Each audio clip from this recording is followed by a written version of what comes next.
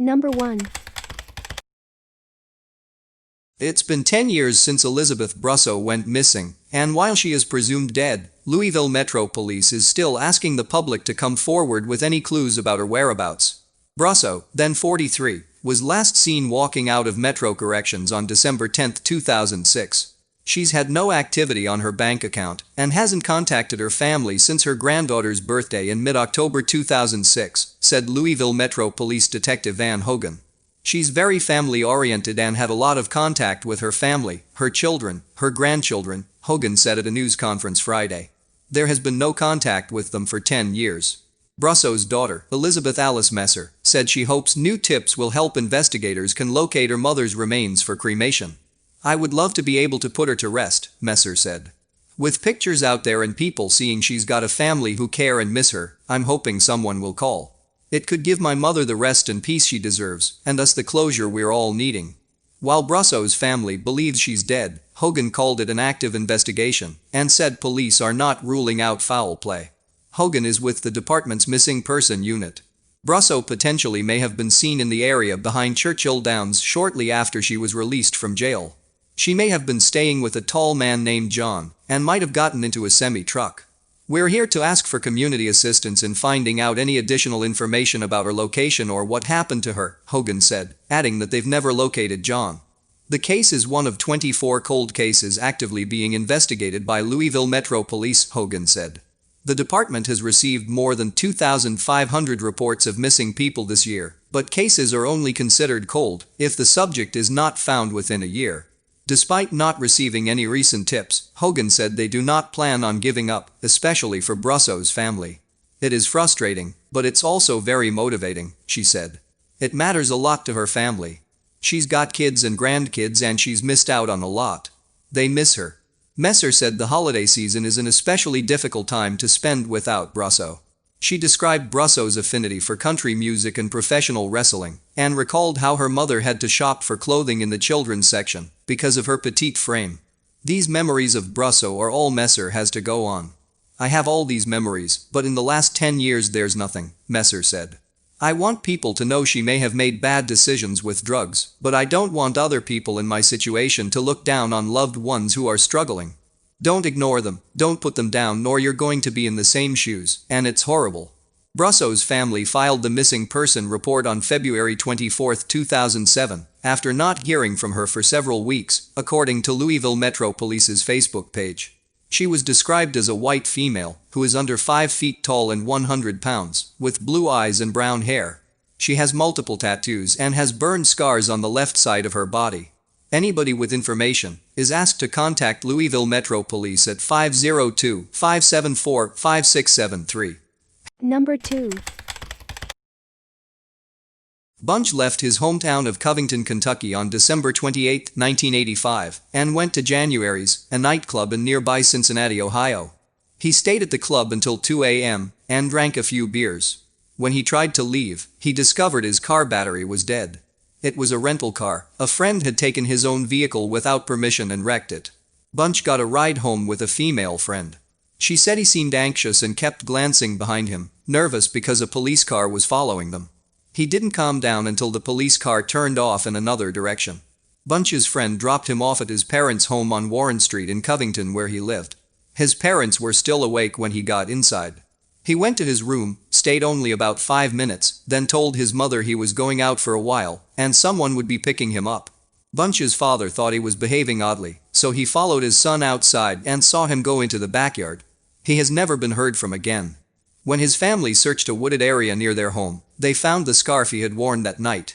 His rental car, which had been left inoperable in the nightclub parking lot, later turned up several blocks away from the club. Bunch owned and operated Bunch's Auto Body in the Mainstrasse area at the time of his disappearance. He went missing shortly after testifying in a criminal case, and there were rumors that he went into a witness protection program, but this was never confirmed. His father died in 1990, and his mother has since remarried. His case remains unsolved. Number 3.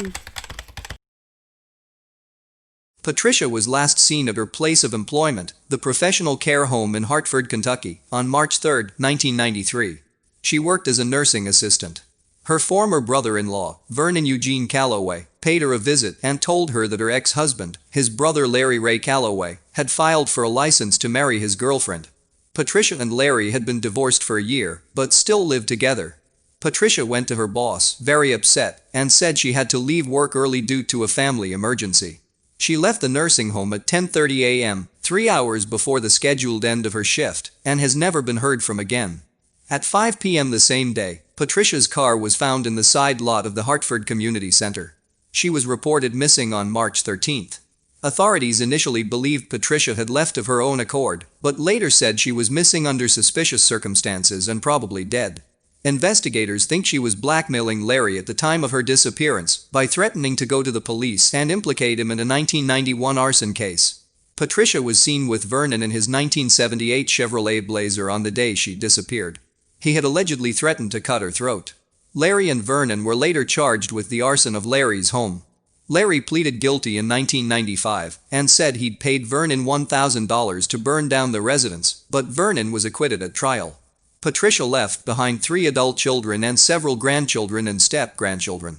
She didn't take any clothes or very much money when she disappeared, and she never picked up her last paycheck or accessed her bank account. Her family held a memorial service for her in March 2000, 7 years after she vanished, and she was declared legally dead in December 2001. In October 2012, nearly a decade after Patricia's disappearance, Vernon and his wife, Deborah Ann Calloway, were charged with murder in her case. Photos of the suspects are posted with this case summary. Both of them maintained that they were not involved in Patricia's disappearance, and they believed she had simply walked out of her life after she found out her ex-husband was planning to marry another woman. Vernon died of natural causes in July 2013, before he could be tried. His sister later testified that he confessed to the murder shortly before his death. Deborah was tried for murder, retaliation, evidence tampering and kidnapping in 2014. But the kidnapping charge was dismissed during the trial. Larry testified that Patricia had been present when he and Vernon plotted to burn down Larry's house for the insurance money, and she was also there when Larry paid Vernon for his role in the crime. James, another of Larry's brothers, testified also and said he saw Deborah and Vernon cleaning out Vernon's truck. In the back was something covered in the trash bags. James pulled the bags away and saw Patricia's body. Her throat, he said, had been cut. He didn't come forward with his statement until 2008. A jury found Deborah guilty of facilitation to commit murder, facilitation to retaliate against a witness in a legal proceeding, and evidence tampering. She was sentenced to 10 years in prison. Foul play is suspected in Patricia's case due to the circumstances involved. Her body has never been found. Number 4. It's been over 2 years since Mae Cawthorn of Fountain Run was last seen. You wake up every morning and wonder, is this going to be day that I am going to find out something, you know? It's been a year now, said her father, Daryl Cawthorn. Meanwhile, a father pleads for any answers and through tears. Me and her were close, really close, but his tears, they aren't happy ones. Rather, they're the result of sadness and confusion. I just want to know something, he said. I don't have any words, can't explain, it's been terrible. Mae Cawthorn, the mother of a 2-year-old boy, was last seen October 1, 2019, in the Bugtussle area of Monroe County. Authorities say she is 5 feet 1 inch tall, 150 pounds and has brown hair and brown eyes. She was last seen wearing black pants, a pink shirt, and brown boots. She left out of the house walking across the soybean field, explained Daryl. She was outgoing, got pretty big brown eyes. Over the year, police have come up short of major leads, forcing this father to search on his own. I've been to Bowling Green all down the edge of Tennessee, Glasgow, Berksville, everybody she's ever been affiliated with or from somewhere else I've been there, said Daryl. He adds there's not a day that goes by where he's not reminded of his daughter, or worse, given a sense of false hope. You go to town and think you see her, you know, in the crowd or something, and you run up there and it's not. It's just that way all the time. They say a lot can change in a year, but for this father, a year later, much is the same, no Mae, and few answers. But as any good father, he remains hopeful. It's just like your hands are tied around you or something. You want to do something, you need do something, but you don't know what to do. I'm hopeful. Daryl says it's unlike her to be gone for more than a few days. Anyone with information on her whereabouts should call KSP at 270-384-4796. Number 5. For more than 16 years, Bonnie Collins has been waiting for answers about what happened to her daughter, Michelle Lynn Collins, during a fateful trip to Laurel County in July 2004. "I have been over there a lot and talked to several people, but nothing has ever come of it," Bonnie Collins said. "Michelle was a really good person. She would give you the shirt off of her back if she thought you needed it." Kentucky State Police Detective Mark Allen said the Leslie County woman came to Laurel County to visit friends who lived on New Salem Road in the eastern part of the county. On July 6, 2004, she left the residence and has not been seen since. "She left with a fella, not her boyfriend," Allen said. "She may have been headed to the East Bernstadt area." Michelle Collins was 21 years old when she was reported missing. She is 4 feet 11 inches tall, 103 pounds, with brown hair and brown eyes. She was last seen wearing blue jeans, a yellow baseball cap and tennis shoes. Bonnie Collins said Michelle dressed like a tomboy, always wearing a baseball hat and blue jeans. She was known to smoke cigarettes, so Allen said it is possible she stopped at a store to purchase cigarettes. The make and model of the vehicle she left in was not available. Allen said Michelle Collins' boyfriend and parents came to the London Post to report her missing on July 10, 2004. Allen spoke with Collins' aunt who lived in Indianapolis, Indiana at the time, but she had not heard from her. She has 2 small children, so her parents said it was unlike her to be out of contact for long periods of time, Allen said. Bonnie Collins said she has not told Michelle's children what has happened, though she has her own doubts that Michelle will be found alive. "They ask all the time, when is mommy coming home, or where is mommy," Bonnie Collins said. "I just don't have the heart to tell them."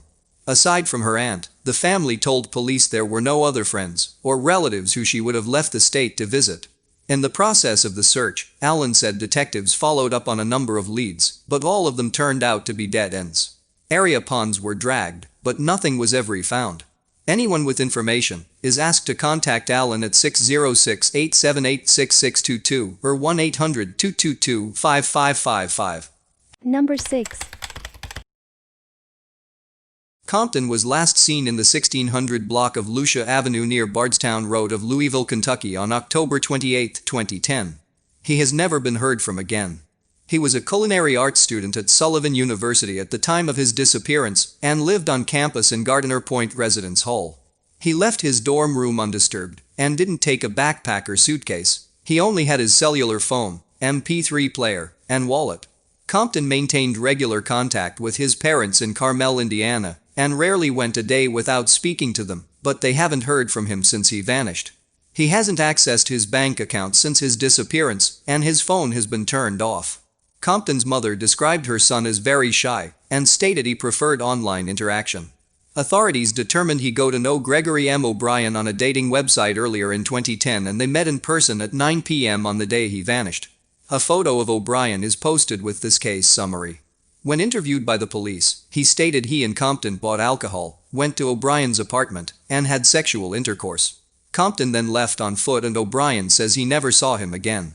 In November, less than 2 weeks after Compton's disappearance, O'Brien was charged with Compton's murder, evidence tampering and abuse of a corpse.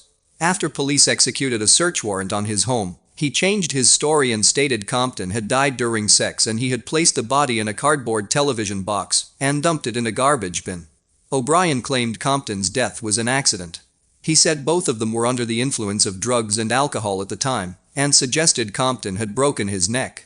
He admitted he had sex with the corpse 3 times over a 2-day period, before he put it in the dumpster, and also said he shredded Compton's credit cards and broke his cellular phone in order to leave no trace of him. Investigators found blood in several places in O'Brien's apartment. In July 2013, O'Brien pleaded guilty to evidence tampering and abuse of a corpse, and no contest to murder, in order to avoid a possible death sentence. He was sentenced to 25 years in prison, and will be eligible for parole, after serving about half his sentence. Compton's body has never been found. Authorities believe it was taken to a southern Indiana landfill, but they don't believe his remains are recoverable, and they are no longer actively searching for him.